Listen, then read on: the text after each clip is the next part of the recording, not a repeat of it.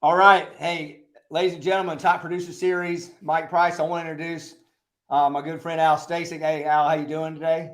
Hey, Mike. Good, man. How are you?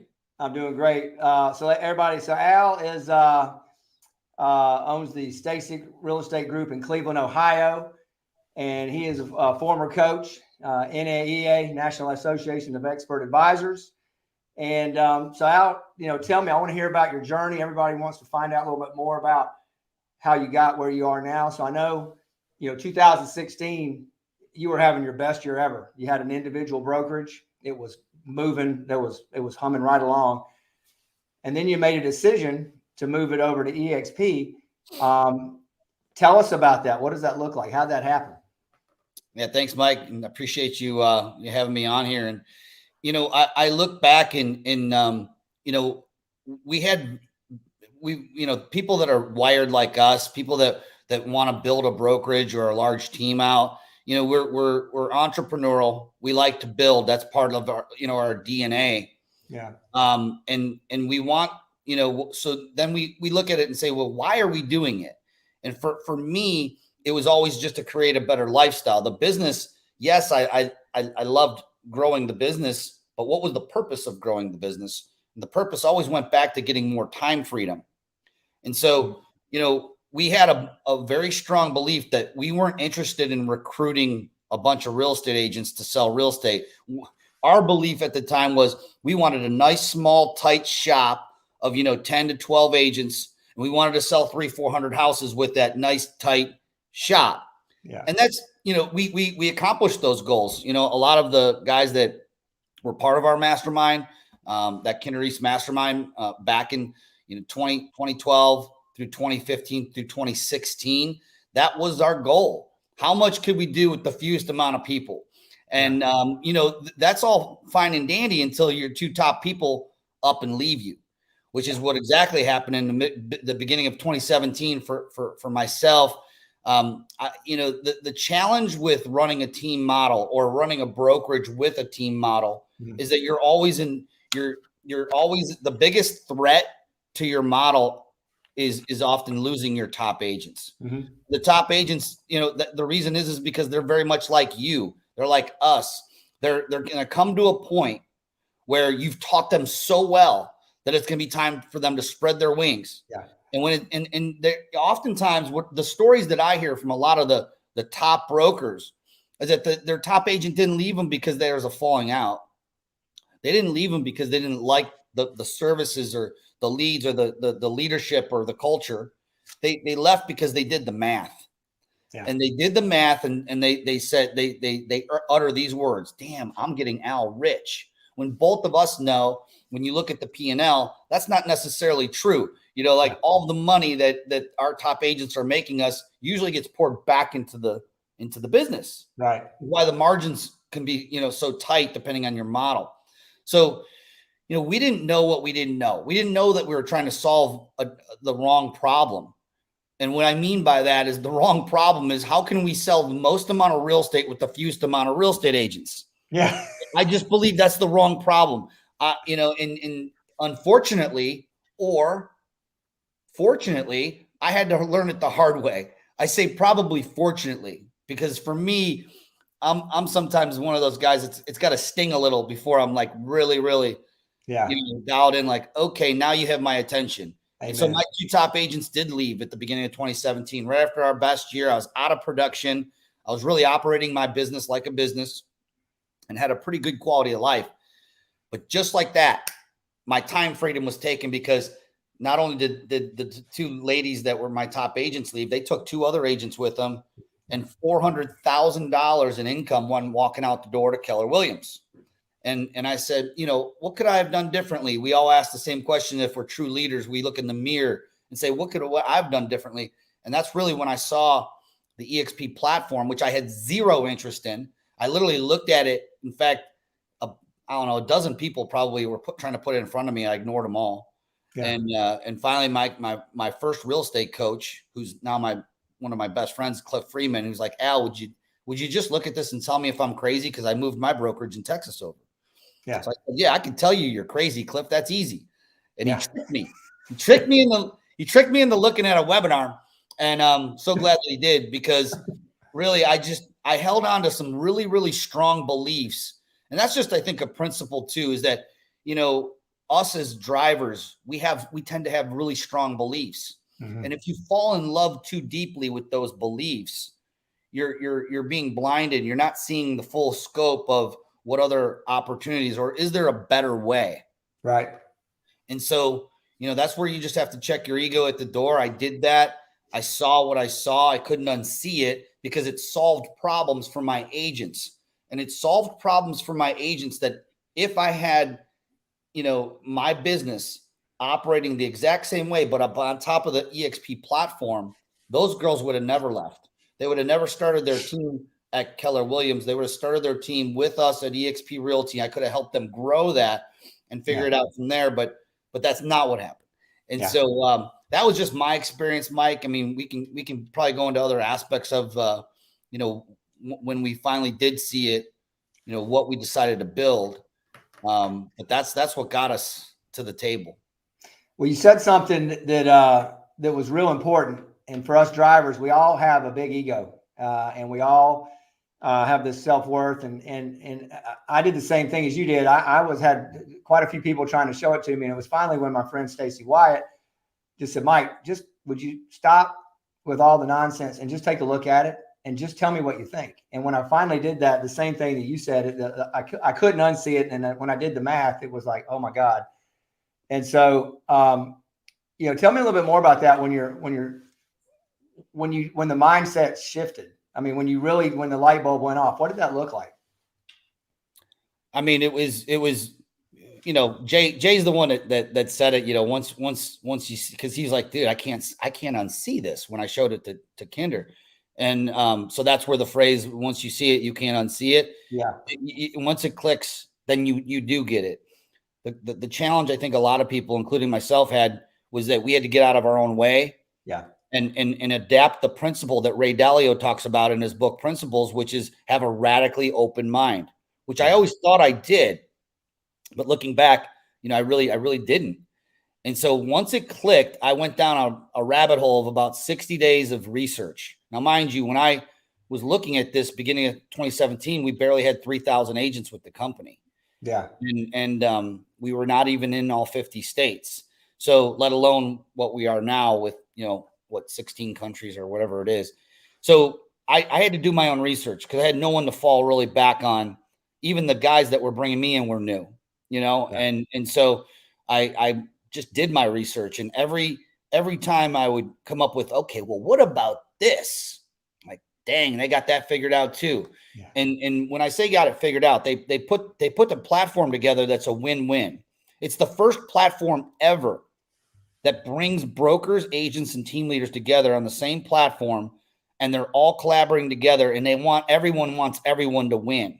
Yeah. And I came from a Remax background, and I didn't like Remax. I loved Remax, and I almost bought a franchise, but that's not the same environment that's been created here. And a lot of that I didn't get, Mike. Like the first, I would say 4 to 6 months, I didn't understand why. I understood the what. I understood the benefits of being here. But it wasn't until I started seeing the collaboration, the access to top agents, and like agents that could never afford a high-level coach, all of a sudden like that have access to high-level coaching. The best brokers, the best teams, the biggest minds are now all accessible. Whereas before, you had to stroke big checks to get in those types of rooms. Yes. And so that's kind of where it really clicked for me, was that, we decided, Mike, Jay, myself, we sat on a whiteboard with John Kitchens in Dallas, Texas. And we decided, like, what was this going to look like? What were we going to build? What environment were we going to create on this platform where agents could thrive without having to ask them for a credit card to buy coaching?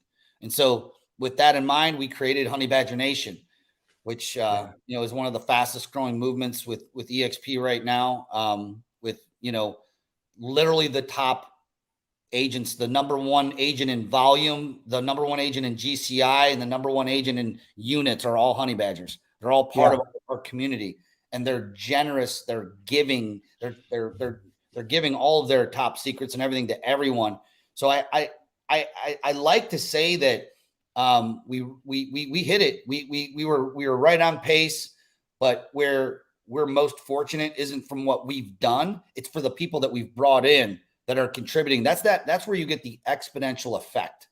It's not, if it was just left up to us, it wouldn't be what it is today. It's because of all the contributors and people that are just so giving and want everybody to win. I mean, when I came over, I'd never heard of the Honey Badgers, and I got in the group, and I think it was Holly Kitchens was like, I had a few questions, and she just like stopped her day and took some time out to help me. And I got in the group and started digging into the training and all the trainings, John Kitchens and the masterminds. And it was amazing. Like you said, it took about 30 days, but then I realized, man, this is like I'm in the room with the same people that I would pay thousands of dollars, tens of thousands of dollars with in the past to get in that room with them. And I'm in this room, and all I've got to do to get answers to any questions I have is ask them, can I get on their calendar? And they're like, yeah, sure. What do you need? Yeah. And we're talking about people, I'm a $50 million team in Atlanta, Georgia. And I'm talking people doing, 300 and 400 million are going, oh yeah, I've been there where you're at. Give me a call and I'll tell you what I did to get through this and save you a whole bunch of time. And I mean, what's that worth, right? I mean, that's incredible. I mean, when Mike and Jay started Mastermind, that was $25,000 to get in that room per year. That's the check you're writing. And it's extremely hard for an agent who's just starting to try to grow their business to make that investment. Now, the investment's worth its weight in gold, but I think why the people in Honey Badger Nation love being a part of that community is because they're having that kind of access without having to write that big check, and they feel like they're part of something, a movement of giving, a movement of sharing, a movement of collaboration that they're just not used to. And so, I hate framing things like pie in the sky and, man, that sounds too good to be true. And we're not trying to paint it like that, but the magic really is, you don't hear people in there talking all about stock and revenue share, which those are the components that are aligning everybody financially. Mm-hmm. Right. But, yeah. but those two things aren't where the magic is. Yes, you can make a lot of money in revenue share. Yes, you can build lots of wealth over the time of your career in stock. Mm-hmm. And I'm proof of it. And I can point at literally dozens and dozens and dozens of brokers, team leaders who now, they can retire. Okay. Yeah. Where there's no way, if I would have kept my independent brokerage, this is a big one here. If I was still an independent brokerage today, I wouldn't be anywhere close to being able to say, you know what? I think I want to retire today. I would have at least another, and I have no idea how many more years I would be able to, I could even estimate that I would have to stay in the saddle before I could do that. But after 4 years with the company and we were doing less than 2 million in revenue as a small independent brokerage of 10 agents, me plus 10 agents. That was it. And I couldn't retire then, off that. Yeah. Today I've positioned myself, in this, with this, growing this business, and it's more fun. It's 10x more profitable. Mm-hmm. And I actually have an asset now that works harder for me than I do for it, which was really not the case when I was having to operate the brokerage the way I was at that time. Well, you said something that I think it really resonated with me. I feel the same way. I mean, you're in a position now, you could retire. I mean, you could absolutely hang up your spurs and you're done, but you continue to do things like this, to put live videos out, to support other people, to show other brokerages and teams this model, and to pour into people with coaching and masterminds, which you don't have to do, and you do. And that's the whole, like you said, that's the beautiful thing about EXP and the Honey Badgers, especially. It's that mindset, which it really isn't out there in a traditional brokerage. It's more like, hey, this is mine. I don't really want to show you this because you might take a listing from me. And this model is like, here's everything I have, and let me show you how to use it and do the best you can. And so, I mean, that speaks volumes right there. It's really just transformed people that, and look, let's, be transparent here. We have some of the most competitive people Oh, yeah. as part of our organization. Yeah. They're competitive people. Yeah. However, they've shifted from, and they're still competitive in a sense of they're going to win, but now they're more cooperative in a sense of, we're going to win together, Yeah. and that's been infectious throughout the entire, organization as we started to build it. We built Honey Badger Nation with the premise of adding as much value. And I'm going to back that up, adding more value.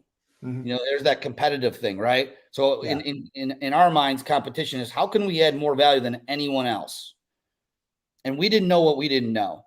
So going into it, what did we know from our successes in the past and Mike and Jay growing, the Kinderies coaching platform? Mm-hmm.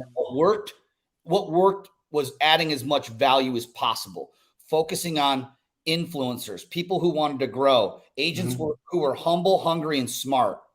Those were their targeted people that they wanted to work with. They didn't want to work with the agents who weren't hungry or people that didn't want to grow. Mm-hmm. Are you hungry, humble, and smart? Good. You stand over there. We're going to have a conversation. You're not. That's cool. We still be friends, but you're over here. Right. The problem with being over here is they weren't going to have access to all this stuff, that Right. because they weren't a fit. And so that's what's made this really cool is that we've just been able to expand our ability to work with more people. Like we didn't know each other prior to, doing this, but now we're all our fires are together to make one big fire, which One big fire. That's right. That was originally the whole vision back in 2015. We were in Aspen, Colorado in our mastermind. Jay stood up and said, what would it look like if we put all of our fires together and make one big fire? And that was our group's vision. We just didn't know it was going to be through this platform. So, well, it's been, I like you, I did the same thing. I did a lot of research for a month, at least a month and a half. And I saw a lot of the videos that you and Jay and Michael, Jay Kinder, Michael Reese put out there. And it resonates on the highest level, because when you are giving with your time and your resources, you just are rewarded handsomely. And, you guys have done a phenomenal job with, putting this thing together. I mean, the Honey Badgers is not 9,000 people now. Did you guys ever, like when you started, it wasn't that many. How do you feel about that right now? Something you've built has grown so big. Well, I'm definitely, grateful. I feel grateful every day. No, I don't think we envisioned it at first at all. In fact, when we first started, we were like, okay, how cool it would be if we had 100 agents in our first year. I take that back. It was after the first quarter, we were on 100 agents, and we were already over 400 agents after like our first quarter of that would be 2018 Q1. Our target was 100 agents in our organization in Honey Badger Nation. It was 400. And I think that's when I hit we are underestimating the power of exponential growth and compounding growth. Yeah. Which you guys can all read about on the side. Just YouTube that and you'll find a million videos on compounding interest. Yeah. And that's exactly what is happening and what can happen for anybody if they adopt that mindset of the old thing that we've heard a million times, which is help more people get what they want and eventually, you're going to win. Well, that's the exact mindset that we set out to do, is that I don't think that we can lose, even if we don't hit our goal targets, if we're adding as much value to the group as possible. But It just so happened to exponentially grow, and it's been bigger than we ever really imagined now. And, goes to show you, we probably weren't thinking big enough then. Yeah. But now we are, because now seeing's believing. I got a feeling that 9,000 is truly just the very beginning of Honey Badgers, because of the value that we get. I mean, everybody that we bring in, everybody on my team, that's the first place we plug them in right there. This is where you go to start. And let's talk about it then. So Al, I know we got a little bit of time left. I want to just, you said something real big in the beginning, that we both let our ego get in the way.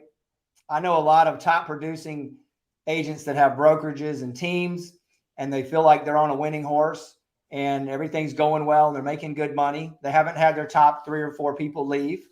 yet, but they will. And or if they're brokers, they haven't had the lawsuit yet, they will.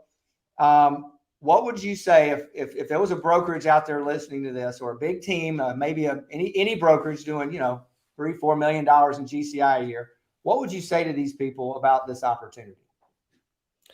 I'd say the number one thing is I would say is it's worth it for your time to invest into knowing unequivocally what you're saying no to, because I was the same way. And I was not radically open-minded. I was winning at what I thought was a really high level. I had a great life. I had a lot of time freedom. I had a lake house.